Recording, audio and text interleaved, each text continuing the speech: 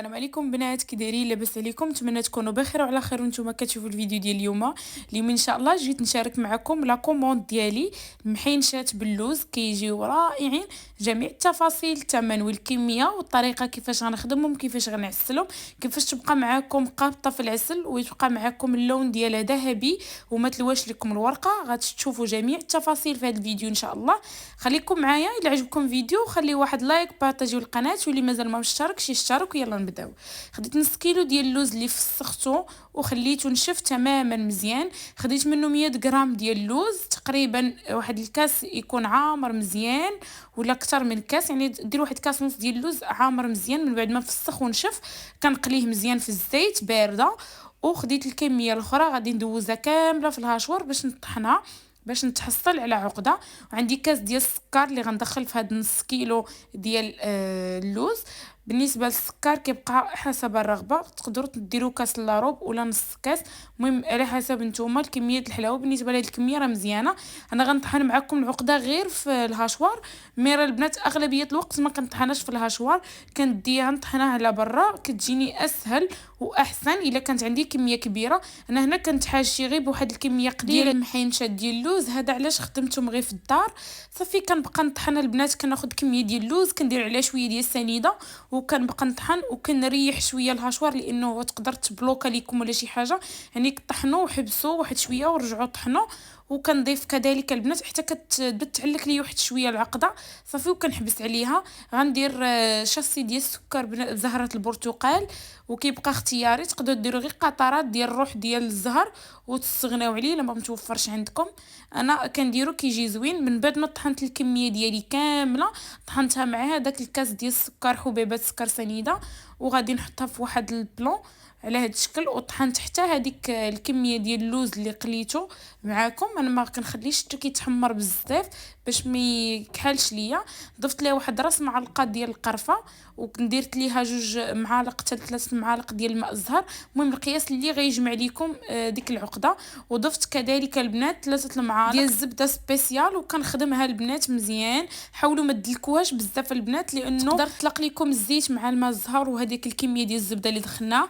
كيف كتشوفوا انا بالنسبه للكميه ديال السكر قلت لكم كاس، مي راه ما دخلتوش كامل للامانه. انا وريتكم شحال دخلت كاس الا ربع، يعني بقى لي واحد ربع كاس ديال السكر حبيبات اللي ما دخلتوش معاهم. شكلتها حرابل على هذا الشكل اللي كتشوفوا، اللي كيف كتشوفوا في الفيديو. كنشكلهم القياس اللي بغيتو البنات، المهم ما يكونوش غلاط بزاف. خديت الورقه ديال البسطيله اللي قطعتها على 4 تكون ورقه ديال البخار، وخديت الماء والدقيق اللي خلطته في واحد الزلافه. كنشكلهم بهذا الشكل اللي كتشوفوا البنات. راه الفيديو حاولت نعاود معكم شحال من وحده باش تشوفوا الطريقه، راها ناجحه 100%. كنزير عليهم واحد شويه، وضروري ما بين كل وحده ووحده كنظف بواحد الكلينكس باش ما كيبقاش ليا هذاك الدقيق في البلون ويخسر ليا المحينشه ديالي.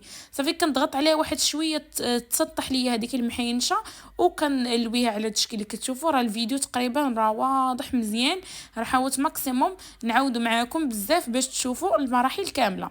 ملي كنوصل للقند ديالها راه كندوز واحد شويه بالاصبع ديالي ديال الدقيق صافي، وكنلويها على هذا الشكل. بالنسبه للحرابر راه ما كنوصلش هذيك الحشوه حتى للطرف، يعني الجوانب كنخليهم شويه خاوين، باش الجانب الاول كندخلو الوسط وكنلوي عليه، والجانب هذا كندير ليه شويه ديال الدقيق وكنلويه في الاسفل باش كيجي شاد ليا هذيك المحينشه ديالي. المهم حاولت نعاود معكم البنات مرارا وتكرارا باش تشوفوا الطريقه وتشوفوا التكنيك مزيان. وحاولت نقرب معكم الفيديو باش تشوفوا حتى الطريقه كيفاش، وراه واضحه ومفسره وباينه تقريبا. كيف كتشوفوا من بعد ما كنلويه كنوريك واحد شويه على الحربول، غير واحد الشوي صافي كنسطحو وكنرجع نلويه بهذا الشكل اللي كتشوفوا. راه ساهله البنات، غير شويه ديال الخاطر. والورقه البنات ما تاخذوش شي ورقه اللي هي غليظه ولا كتقطع، ضروري خدموا بشي ورقه اللي هي زوينه. كنستف جانبا في واحد اللاطه، هنا درت النص ديال الكميه كندهنها بالزيت البنات، وغادي نغطيها ونخليها جانبا ونرجع نكمل البنات الكميه اللي عندي كامله بالكميه باش ما ينشفوش ليا هاد المحينشات. هذا علاش كنغطي، كنخدم شويه وكندهن بالزيت النباتي وكنغطيهم البنات. وكنخليهم حتى كنرجع نكمل الكميه ديالي كامله، عاد كنرجع ليهم البنات. هنا من بعد ما كملت الكميه ديالي كامله كيف كتشوفوا الشكل ديالهم كيفاش كيجيو رائعين، غادي نخليهم ولا نغطيهم البنات وغنخليهم جانبا ليله كامله حتى الغد ان شاء الله. عاد غنطيبهم في الفران، وانتم البنات تقدروا طيبهم في الفران كيف تقدروا تقليوهم من بعد ما ينشفوا تقليوهم عادي. ولكن نصيحه الا كنتو غتقليوهم البنات ما تدهنوهمش بالزيت نهائيا، يعني غتبقاو تصايبوا تحطوهم تغطيهم غير واحد البلاستيكه واحد السيرفيت وتخليهم جانبا حتى الصباح وتقليوهم عادي. وبالنسبه لي انا حيت غادي نطيبهم غير في الفران ما غاديش نقليهم، هنا الغد في الصباح دهنتهم بالزيت النباتي غير بالزيت، ما كنديروش الزبده نهائيا باش تبقى لنا الورقه مقرمشه. غادي ندهنهم مزيان كاملين غير واحد الدهنه خفيفه، وغادي نبعدهم على بعضياتهم على هذا الشكل اللي غتشوفوا. نحاول انني نسرحهم في واحد اللاطه اللي فرشه كذلك بورق الزبده، ضروري ما تحطومش منهم اللاطه، ضروري نفرشوا بواحد ورق الزبده. وبالنسبه للطياب البنات كيطيبوا على عافيه مهيله من الاسفل، هي كيبداو يتحمروا كنهبطوهم يشدوا واحد اللوين من الوجه ديالهم اللي حنا بغيناهم غير الورقه تقرمش صافي وكنخرجوهم على هذا الشكل اللي كتشوفوا. كنبعدهم كاملين كندخلهم يذهبوا مزيان في الفران على عافيه مهيله كي قلت لكم، كنشعلوا عليهم من الفوق يذهبوا ونخرجوهم وديجا يكونوا هما باقيين سخان، والعسل يكون البنات بارد، يكون العسل بارد مزيان. باقي لي حضرته معكم البنات، غادي نخلي لكم الرابط ديال الوصفه في صندوق الوصف، كيكون في العنوان كتضغطوا على واحد السهم وغادي يهبط لكم صندوق الوصف. غنخلي لكم الرابط ديال الوصفه ديال العسل ناجح معكم من اول تجربه غتجربوا غيجيكم ناجح بجميع التفاصيل والسر ديال اللون ديالو وكل شيء غتلقاوه في هذاك الفيديو اللي غنخلي لكم الرابط ديالو. هنا خويت واحد الكميه في هاد الطنجره، كميه ديال العسل كميه معقوله. عاد البنات ستفت واحد الكميه ديال هذوك المحينشات وخويت عليهم كميه ديال العسل. كيف كتشوفوا راه العسل ثقيل غير هنا حيت انا مزربه الفيديو، داكشي علاش كيبان لكم انه كيتخوب بواحد السرعه، هو راه ثقيل وكيجي فيه واحد اللوين عاطي رائع صراحه، كيتشرب وكيبقى لاصق في الحلويات. الا كان العسل ناجح راه حتى الحلويات كيبقاو لاصق فيهم العسل، اي معسله كيبقى لاصق فيها العسل ديالها. غادي نستمر بنفس الطريقه، كندير طبقه ديال المحينشات وكنخوي عليها طبقه ديال العسل. بالنسبه للبنات هادو راه كيبغيو يباتوا في العسل، يعني انا راه كنخليهم يباتوا ليله كامله ضروري باش كينجحوا معنا وكيشربوا هذاك العسل. والبنات نصيحه ما تحرقوهمش، يعني ما حاولوا غير يذهبوا لكم في الفران، هادشي اش كنقول لكم عافيه مهيله. حاولوا ما تشوطوهمش في الفران باش الورقه تشرب لكم العسل. الا خليتوها حتى تحرقات في الفران ما غاديش تجيكم زوينه، واخا تشرب لكم العسل ما غاديش تجي زوينه. كنستمر كنبقى نحرك بهذا الشكل اللي كتشوفوا باش كيدخلوا ليا مزيان في هذاك العسل. وغادي نغطيهم البنات وغنخليهم ليله كامله في هذاك الكميه ديال العسل. كيف كتشوفوا هما راه كيكونوا سخان، ملي كنديرهم في العسل كيتطلق، يعني كيكون بارد العسل، ما تخافوش منه. يعني كثروا لي من العسل، كل ما كثرتوا لي من العسل راه العسل ما غاديش يضيع، هما راه غيهزوا غير قياسهم، اما غتصفيهم عادي. هنايا النهار الاخر في الصباح جيت باش نهزهم معكم من العسل وتشوفوا الشكل ديالهم كيفاش كيكون. هنا من بعد ما تعسلوا مزيان البنات وشربوا حقهم ديال العسل وكياخذوا واحد اللون رائع من اللون ديال العسل. هذا علاش كنأكد ان العسل يكون عندكم ناجح 100% ويكون فيه واحد اللوين زوين. هذا علاش خليت لكم الوصفه ديالو في الرابط في صندوق الوصف باش تشوفوا الطريقه وتشوفوا اللون اللي كيجي في داك العسل اللي كيعطيكم معسلات اللون ديالهم ذهبي رائع.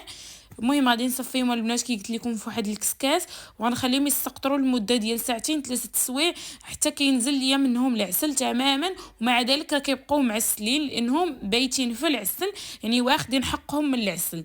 كيف كتشوفوا هنا راه كينزل العسل مزيان في هذاك البول اللي درت لتحت. وغادي نخليهم قلت لكم ساعتين 3 سوايع ماكسيموم.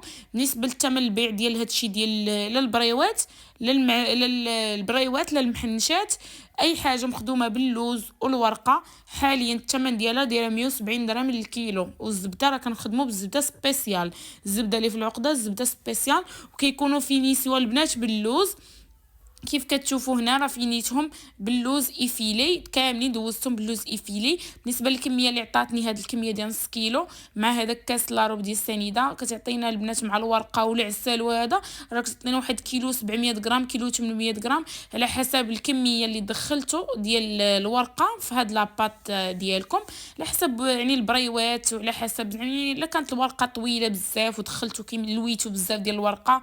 المهم على حسب البنات كل حاجه يعني على حسب شحال دخلتو ديال الورقه في هذاك اللوز، راه غيحدد لكم الميزان ديالكم، وعلى حسب الكميه ديال العسل، واش هز لكم العسل بزاف واش هذا، المهم على حسب داكشي كيبقى. المهم الثمن ديالهم 170 درهم للكيلو. هذه هو الشكل ديالهم كيجيو رائعين. كنزيدو نحطوهم في هذوك الكويغطات باش كيعطيوهم واحد المنظر زوين، وكيبقاو حامينهم لانهم كيكونوا معسلين، وهذا ما كيبقاوش يعني الواحد لهز كيز الحبه مفينيه مقاده. كيف قلت لكم 170 درهم البنات، راه هادشي راه ما بقاش فيه الرخاء، خصوصا هادشي اللي مخدوم باللوز، يعني طلبوا الثمن ديالكم. كيف كتشوفوا انا كاينين شي حبات دوزتهم كاملين من الجوانب في اللوز ايفيلي، كيف تقدروا دوزوهم في اللوز كونكاسي البنات، تا هو تحمروا وتخدموا به عادي. درت واحد الوريقه ديال الذهب على الشكل اللي كتشوفوا. والى هنا وصلنا لنهايه الفيديو، نتمنى لكم بدات ما نكون بخلت عليكم حتى شي حاجه. اذا عجبتكم الوصفه ما تبخلوش عليا بلايك وبارطاجيو القناه ماكسيموم مع الاحباب والاصدقاء ديالكم. خليوا واحد الاشتراك البنات في القناه، ودعمونا بلي جيم البنات لاني محتاجه دوك لي جيم باش يطلعوا لي فيديو شويه، واقترحهم اليوتيوب على الناس لانه كنضربوا معكم تماره. صراحه انا خدامه ماشي معكم ولا شي حاجه، غير يعني كنشارك معكم وكنضرب تماره باش نمونطي لكم فيديو نشاركو معكم باش نتوما تستافدوا من الوصفات ديالي. استودعكم الله الذي لا تضيع ودائعه، وشكرا لكم على الدعم ديالكم، شكرا جزيلا، جزاكم الله الف خير. والى هنا وصلنا لنهايه الفيديو. السلام عليكم ورحمه الله تعالى وبركاته.